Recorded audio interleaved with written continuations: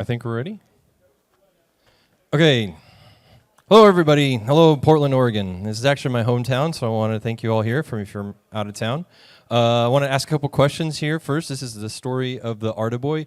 How many of you are familiar with Arduboy? Heard of it before? How many of you already own one or have one at the house? I like it. All right. How many of you came here specifically to see this talk? Sorry. Just kidding. So if you haven't heard about Arduboy, what is Arduboy? It's an 8-bit game system. It's the size of a credit card. It's open source, and it's based on Arduino. Launched on Kickstarter 10 years ago. Sold over 20,000 units, and there are over 400 games. They're all made by other members of the community, and they're all free, and they're all open source. The community is an online forum that has over 10,000 daily page visits and over 40 users that are on it every single day. This is a screenshot of users to the website over just 1 month. We haven't taught anybody how to code games in Mongolia yet, but we're going to get there soon. This is also an Arduboy. Because it's open source, members of the community have posted instructions on how to build Arduboy yourself using modules online, and this can be done by just ordering parts off of AliExpress. Arduino, if you're not familiar, is based on C++. We also have a Rust wrapper, so if you're into that, I'm not a software guy, so not my thing, but it's pretty interesting. There's a bespoke scripting language. So somebody has created a scripting language unique to Arduboy that has shortcuts for drawing sprites, playing music, sound effects, and things like that. And the community has fully optimized a library. So they've done cycle counting on the processor and use inline assembly to maximize the performance of the device.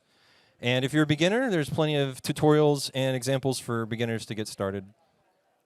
Here's an example of one of the most recent games that have been published for the Arduboy. It's called Dark and Under 2, and the software developers actually found a way to overclock the display and get 4-color grayscale by using persistence of vision. They're also using the external memory to load extra sprites and characters, sounds, and music, and things like that. So it shows you a little bit what's possible with the platform. So we all know that the magic happens by thinking outside of the box. On large consoles like the PlayStation or Xbox, if you want to try to push the boundaries, it's millions of dollars. So what Arduboy does is it shrinks the box. And anybody can do something creative and new with the platform. I'm Kevin Bates. I'm the creator of the platform. I went to school here in Oregon State for mechanical engineering and business management. After I graduated, I did Fast and Furious type stuff, so I sold turbo kits, anything that make your car go faster or look cooler. My main career, though, is being a wind turbine technician. So I would climb 150 feet into the air and diagnose the problems inside the wind turbine, change the oil, get them going again. And what fascinated me were these giant multi-million-dollar machines were actually controlled by single microcontrollers, little tiny chips. And this is around the same time Arduino became popular, so I became interested in it. The reason why I liked Arduino so much was because that it's easy to set up, has a single install. You don't have to create a development environment on your computer. You can just plug it in via USB. If you have any problems or don't know how to get started, there's tons of tutorials and examples and everything that you need to get started. So I, like probably many of you, went through and created different projects. I learned how to blink a light. I learned how to blink multiple lights. Started messing around with OLEDs. This is a little game system that used the BlackBerry trackball. I made a little Christmas card. And more increasingly, I just wanted to show these projects off to my friends instead of telling what it was that I did for a living. And so the idea of a digital business card came around. I wasn't the first, but it was in the news whether business cards were still a viable thing. This is 10 years ago, remember. And others had been creating this, and this was a screenshot from Hackaday. And I wanted to make one of my own so I could share with people and say, this is what I do. It all kind of started for me when I was working with a component, working with a PCB, and a component fell into a through hole. And I thought to myself, would it be possible to somehow place the components inside the board like that? Maybe if I could put some copper around the edges. I started to see which components were the same thickness of the PCB. Started cutting holes in gift cards, try to get an idea of where things, and then I ended up with this, which was the original prototype for the Arduboy. And I made a YouTube video like I did for all the other ones, and generally I was pretty happy if like 12 people saw it, because that meant all my friends got to check it out. My goals for this one were a little bit higher. I wanted to get on the Adafruit or the Hackaday blog. Maybe I could meet a few people on the internet and make a few games. They could, since it's open source, they'd be able to build it themselves. Maybe I could get a cool job. Again, this was a business card for me. I was trying to use it to get my name out there. But actually, it was covered by every news media outlet on the planet. It had gone viral. The video had got almost 1 million views in under 24 hours. And 10 years ago, this was actually quite a big thing. It was covered almost every language on the planet. I had thousands of emails from people all over the world saying they wanted to buy it and where could they get one.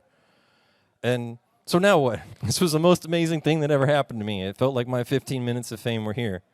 But I generally felt this is the internet, and cats do silly things, fall off the table, and they're going to be way more popular than this. So this is just a flash in the pan.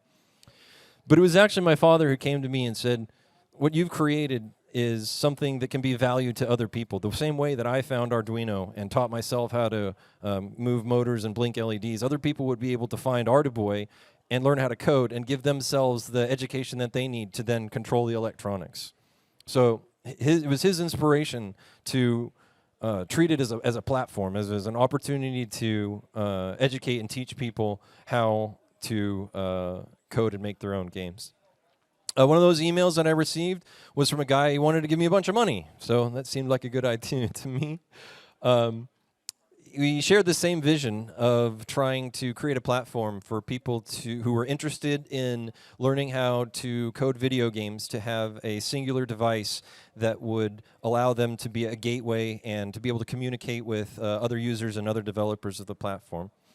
And after the end of a 30-minute phone call, the first investor, he invested $50,000 for about 15% of the company. But at this point, that was only a laptop and a YouTube video. So I felt like I was off to a good start. This is a first upgrade. I increased the size of the screen, and I was trying to figure out how to make the battery replaceable. I was still using a coin cell battery. I went to Maker Faire. And then found there was a real audience for this stuff. I had people waving $100 bills in my face trying to buy it off of me. And I figured this could actually really be something. I could actually potentially make some money off of this, or at least quit my day job. I received some really good advice at this point from a mentor here in town, actually. He's in the medical electronics industry. And it's that advice itself is neither good or bad, that it's your job as the CEO to decide. You're going to have all sorts of people, and they're all going to have their own motivations, their own desires for how they want to see you turn out. But you need to look at that and say, is that right for what the vision that you have? And another bit of advice that came shortly after that, which I chose to believe is good advice, was that most people wait too long, that the opportunity to become stale. I talked to my lawyer when this had all kind of gone viral, and I says, well, can I work on this during lunch breaks, or can I work on this after hours, and is that going to risk that my company ends up owning any of that stuff? And he says, well, it's not so much about that. I mean, there is some risk in that, but if you take a year or two to develop this, is the opportunity still going to be there? So I quit my day job and began working with a mechanical engineer, and he ran the steering wheel, or so to speak, on the CAD program. He had over 20 years of experience in the medical electronics industry, and between the two of us, we spent over 100 hours on just designing the buttons alone. We started using 3D printing. This is SLA 3D printed, and we were working with some glues, trying to figure out how we could make the buttons actually work. I was really struggling at the time trying to figure out how this thing could actually end up being a real product. This was at a fortuitous moment for me. There's a program called HAX, which I learned about when I did an open source convention in 2014. I met Zach Supala, the founder of Spark, which is now called Particle, and he was at the event as well, and he really was impressed by the work that I had. And I showed him the prototype, but I didn't really know where to go with it or what to do. And I asked him, hey, you know any investors? Can I talk to some of your investors? And he was very kind to introduce me to some of them. And one of them said, well, is it money that you need, or if you had the money, what would you actually use that for? And I said, well, actually, I still have plenty in the bank account. I just figured more would be better because then you could use money to solve the problems. And he says, well, you're getting ahead of yourself. What's the actual problem? I says, well, I have a prototype and I need like a copy machine. I need a printer. I just need to make more of what I already had. And he suggested applying to this thing called HAX or Hackcelerator at the time. And what I knew about it was as an incubator and an accelerator, and they offered investments. That was real good. Other companies that I had gone through the program, so I mentioned Spark and Particle. I'd watched them. If you're not familiar, they're an IoT module provider, kind of like Arduino on steroids with connections to the cloud. And they had started going into the program being a smart light bulb, and then ended being like an IoT platform. And they're now providing to municipal and corporate partners all around the world. So I filmed a 5-minute video to apply, and then did 2 Skype calls. And what I didn't know was that the entire program takes place in 4 months in Shenzhen, China. So I backed up everything I had, applied in October, I was interviewed in November, I accepted in December, and then January I got a one-way ticket to China. I had a whole section on what China was like and things like that. I cut it in interest of time, and maybe I'm not the right person to totally talk about it, but I did a couple comments. When people do ask me, what do you think about China? You try to sum it up. It was explained to me. Somebody else said that first one. It says it's terribly awesome or awesomely terrible, depending on your perspective. And the second one is in Chinese, and it says, "Wo ai zongo, zongo ai wo," which means I love China and China loves me. I should have seen it coming, though. My first investor, he says, that was one of our first conversations in that call. He says, you realize you got to go to China because that's where all this stuff is made. And I said, no, you can just email those people. You don't. It's like a virtual world now. You don't have to go there. But anyways, I was wrong. This is a view outside my apartment in Shenzhen, China. The program in China, in Shenzhen, was a 6-week incubator accelerator. So each week there was a milestone that we had to accomplish. Had to finish a prototype and give a presentation on the growth of the business plan. They had offered the investment. They had a workshop. They offered visa support, translators, introduced you to the factories. And then what was most important to me is they had mentors in the program. Some of you may know who this character is. It's Bunny Huang. He's a really influential member of the open source hardware hacking community. His initial claim to fame was hacking the original Xbox while he was at MIT and got in trouble with the federal government for that. He also designed the Chumby, which is something that came before all of your smart speakers that you got inside of your house. The Novena, which he's pictured with here, which is an open source laptop. And the Precursor, which is kind of like a complete trust model open source cell phone. And here he is pictured with one of our prototypes. And there's nothing that I learned throughout this process that Bunny hasn't published or I could have learned from him. So if you guys don't know who this is already, then I'd encourage you strongly to check out his materials. He's got a great blog. He's got a couple books that he's published. Yeah, real great character, real great person, and extremely gracious with his time and his his advice. Without him, there would be no Arduboy. I can pretty fairly say that. Being in China, you get access to the Huaqiang Bay markets. You may have heard a little bit about this. Each booth supposedly represents a factory, so you can go around and see what each one sells. But that's what they'll tell you. More than often than not, it's just a guy who knows a guy, and so you'll buy something from this guy, get a switch, and then he'll run off and he'll go up to the second floor and buy it from another guy, and he'll run it back down. But it's great for prototyping. You can get your hands on it. You can touch and feel stuff, and you can see the size on it. And you can take the samples right now. You don't got to wait for shipment or nothing like that. And the customization is there as well. So you can look at this and say, hey, can I get this with longer leads or a different kind of a connector? No problem. So it was around this time that we did a development kit. So I'm here in China, and I've got the investment, and what I wanted to do was start to build a community. And the way to do that was to get the hardware into people's hands. And so even though I wasn't done with all of the development, what I wanted to be as a finished product, I created what I considered to be the easiest to produce version of the hardware and get it out there, and so I could get feedback from the people who wanted to use it. I sold 100 pieces from a waiting list of over 100,000. And so single-digit turnover rates, I would say, are for this type of thing are about average. So if you ever want to like look to produce something like this, I would say see what you can do to get 10,000 or 100,000 email signups because yeah, it's rough out there.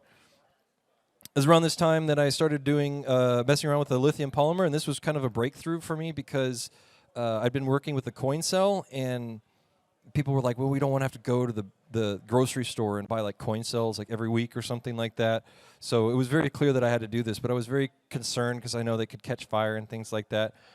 And it was actually just a chance discovery. I was Googling one day online, and I found what is pictured here on the bottom, this little slim one.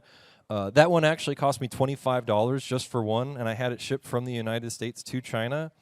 And I put it in the product, and we put it on Kickstarter, and I had actually no idea how much that would cost me in volume. It did end up being $1 in volume, but I rolled the dice on that one, so a little behind the scenes.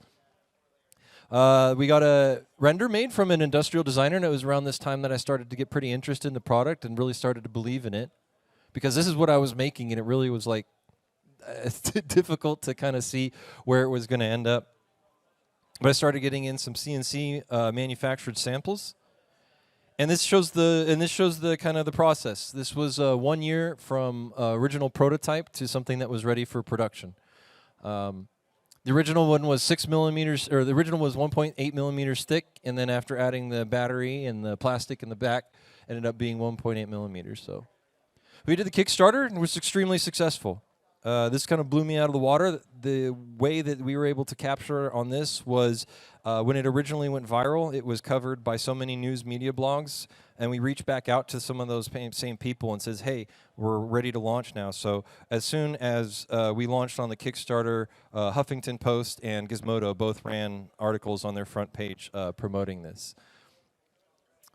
Shout out to Osh Park. We used their prototyping or their service for the prototyping all the time. And this is after the Kickstarter. I was working on the silk screen on the back to put a bunch of little cool artwork on the back, and to have the team over there write a little note and send that with the order really made me feel good at the time. And it was nice to know that you know, there was people in the community that were supporting me as I was going on. A little bit more details about the hardware design. It's got a snap dome matrix on there. As I mentioned, we spent a lot of time on the design of the buttons. And originally we were using discrete individual buttons that had been placed by surface mount. But I saw these things in the factory. Of course, I've seen them on like TV remotes and stuff. So I just casually asked a vendor, I says, hey, how much would something like that cost? And they said, just a few cents. And that blew my mind because that was actually cheaper than a single button. Like I was buying 10 cents or something like that for a single button. So it's an example of the kind of ways that you can save money by just being there in China. These are samples from the injection molding process. This is where they're just shooting some test plastic, which is why it's different colors. This is where the mold was shot in. The plastic comes in through here and then comes out through the sides. The plastic would have cooled before it made it all the way through, so they're just adjusting the settings to try to get it right. It was kind of cool to see them do that.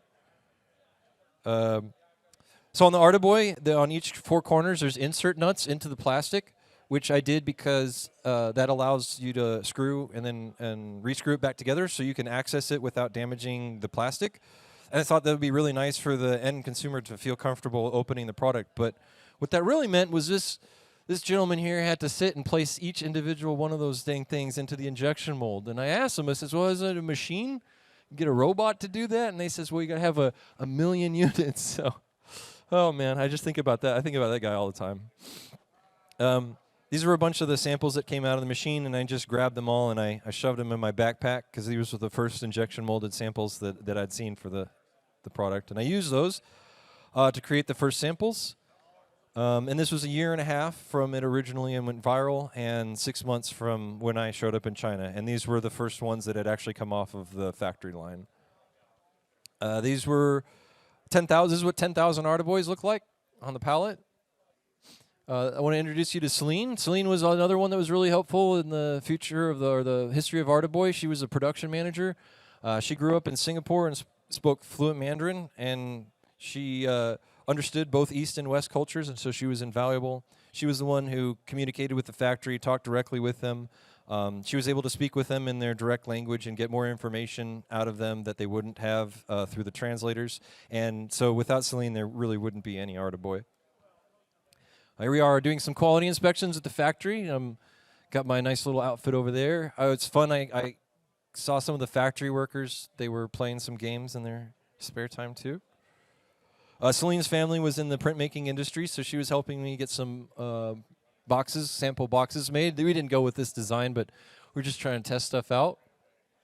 This is one of the pictures from China. Actually, I did leave back in just because I think it illustrates what it was like being there to a certain degree. So this is actually my factory here on the left.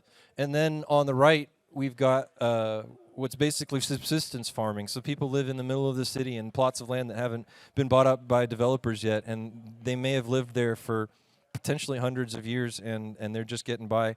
And to see this on an everyday basis when I was walking to work was really it made me feel very present.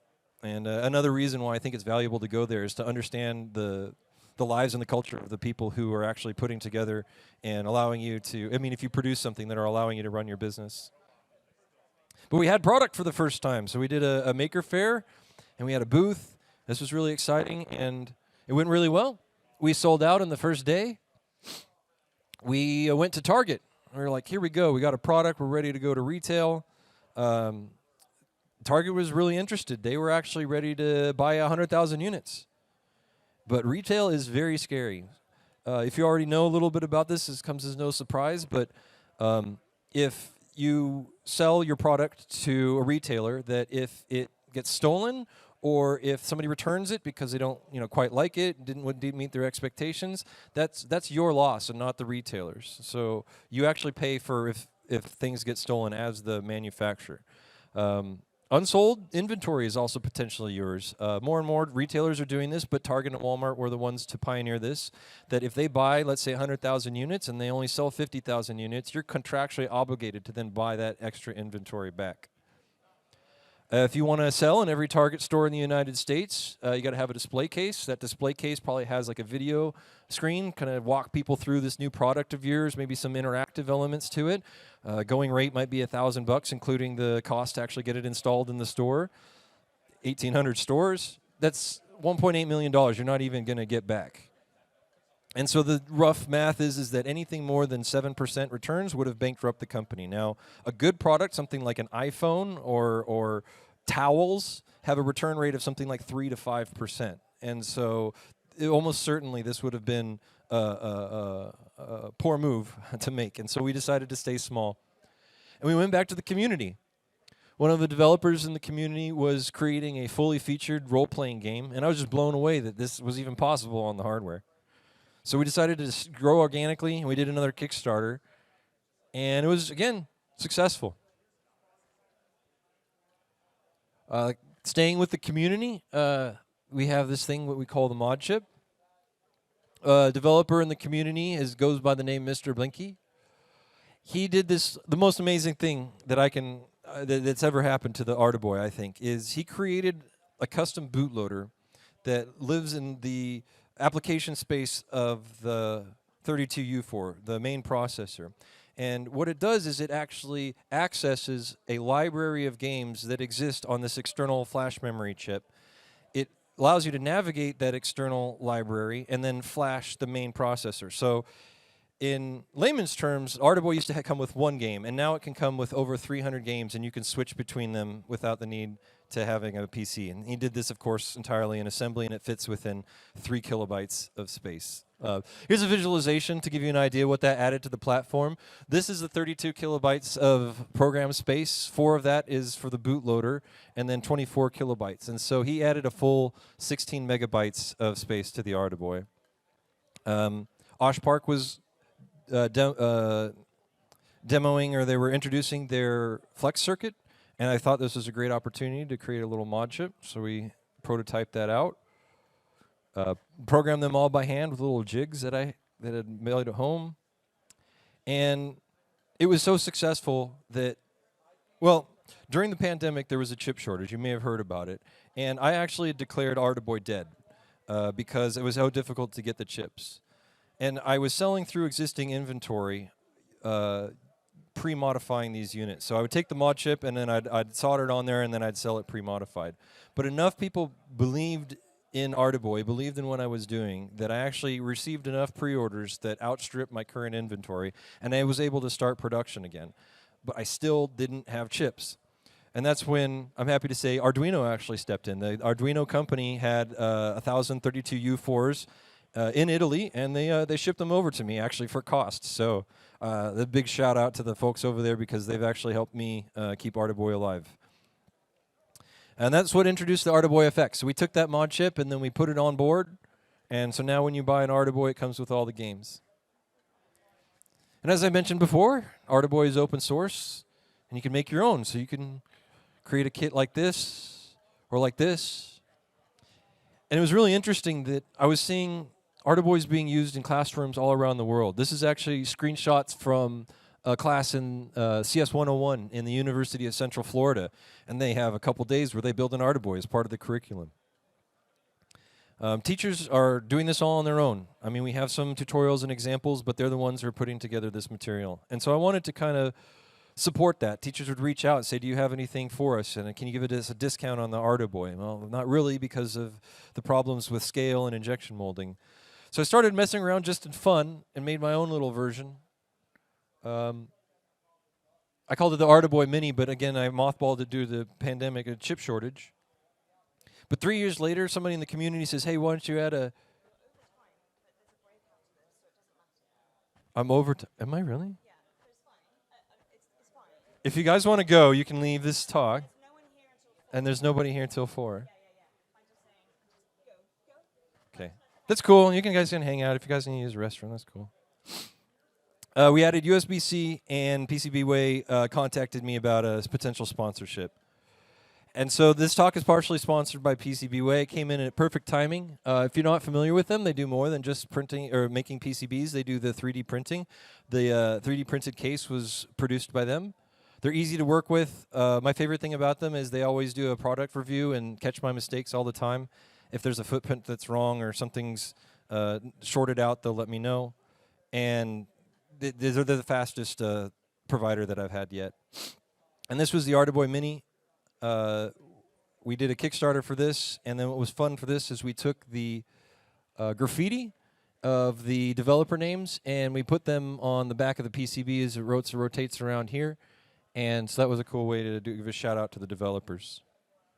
Kickstarter was really successful, and then the latest thing that we've done here, and we're going to be wrapping it up here in a minute, is we did a special edition. And so I reached out to the developers who had the most successful games, the most popular games, and we made cover art for them. And then we sold these as a special edition, and we shared the profits with the developers. And so we were able to give back $7,000 to these different developers for games that they'd created for free.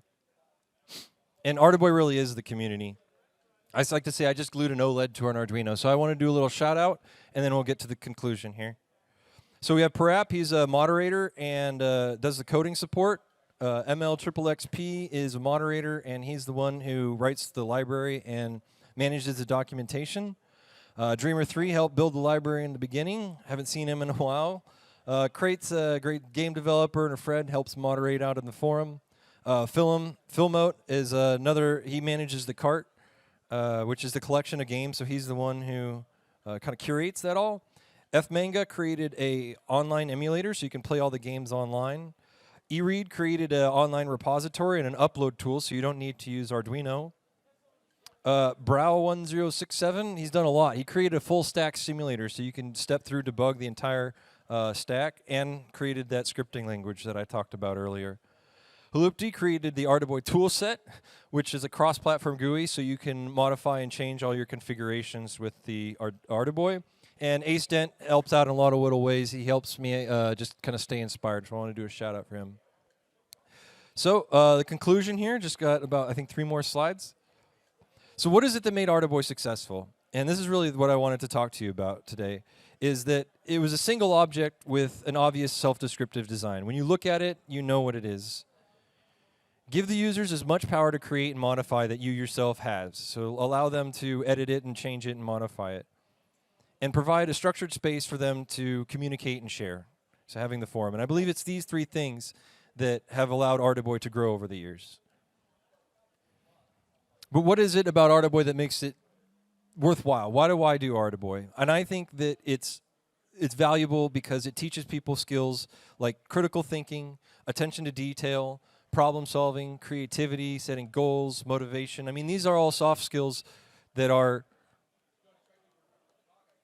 not traditionally taught in schools today. And so when people get this and they have the access to these kinds of things, it helps them grow in other ways outside of just creating code and making video games. And you may be interested to find out that Artaboy as a company has never actually made any money.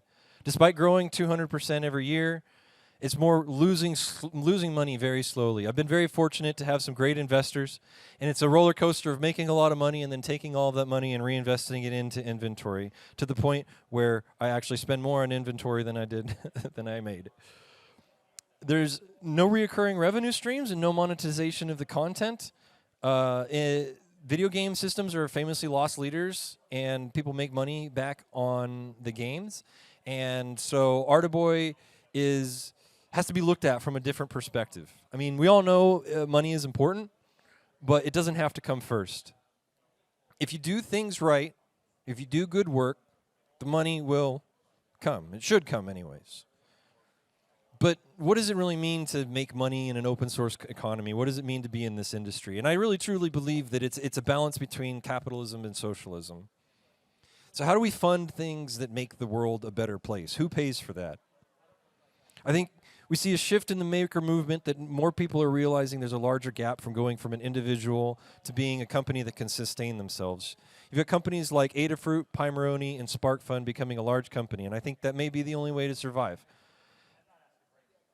And my final thoughts on this is that I think social accounting is the way that I look at the success of Artaboy, is I look at the stakeholders and the change that has been made in the world. What is the cost for making the world a better place? I've always looked at Artaboy as a performance art in the medium of a corporation, and that's always allowed me to push myself and make the decisions that I need to make in order to represent the vision that I had in the very beginning, because without with money not being the prime motivator for what I'm doing, it freed me to make decisions that were right for my community and right for the people that have supported me from the beginning. The purpose of Artaboy, I'm happy to say, has been established. That same idea that I had given to me from my father and established with that investor phone call, I think we've done it.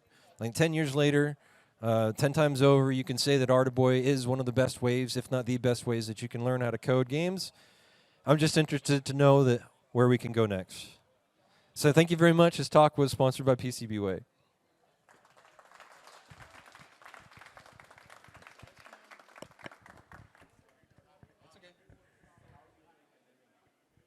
The question was, how do I make a living off of this? Well, like I mentioned before, I did take... Oh, in general, this is a full-time job. Yeah, I guess I don't have that in the presentation. Artaboy has been my full-time job, actually, ever since I've done it. I started in 2014. I quit my day job, and I've done this full-time.